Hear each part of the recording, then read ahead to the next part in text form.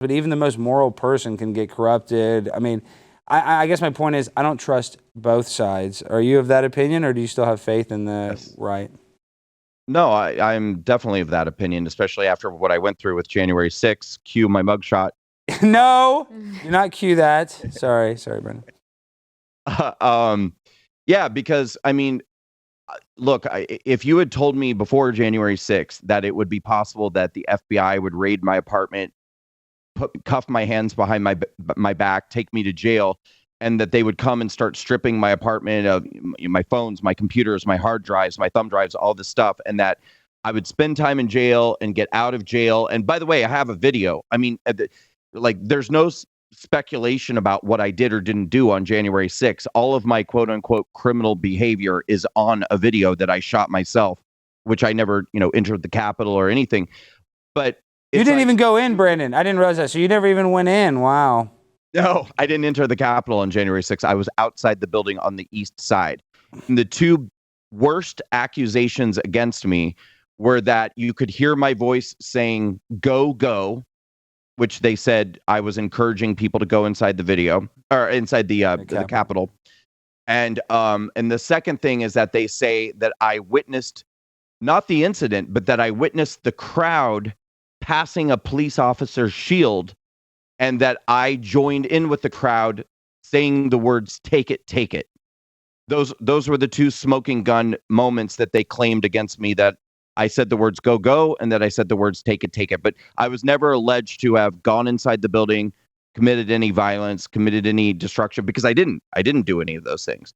But anyway, the point is, if you had told me that I could have, been raided, arrested, jailed, all of these different things, and that I'm a pretty well-known figure on the right, and that not a single person in Congress would ever mention it or say my name, or I wouldn't have believed it. I would have been like, well, of course they're going to stand up for me. Of course they're going to defend me. Of course they're going to back me up. Of course, but that wasn't the case at all. So, I mean, yeah, that was a very eye-opening thing for me to realize that there is no party that I can depend on or believe in, because I actually lived it.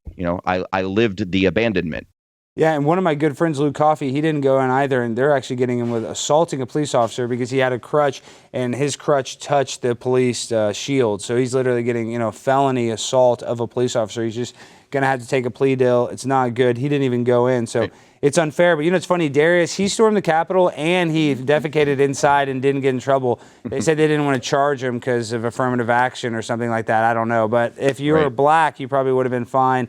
Like, what was that one Jaden guy, Jaden X? That was like there's a lot of weird stuff that happened on January 6th, and I don't want to, probably terms of service, we can only say so much on YouTube, but let's just, I guess, vaguely say, do you think there was a lot of agent provocateurs out there, or do you think it was just pissed off American citizens? Because I think, like Tucker said, there's somebody, encouraging these people to be so, wild and crazy. Like, those maglocks didn't unlock themselves, is what I'm trying to say.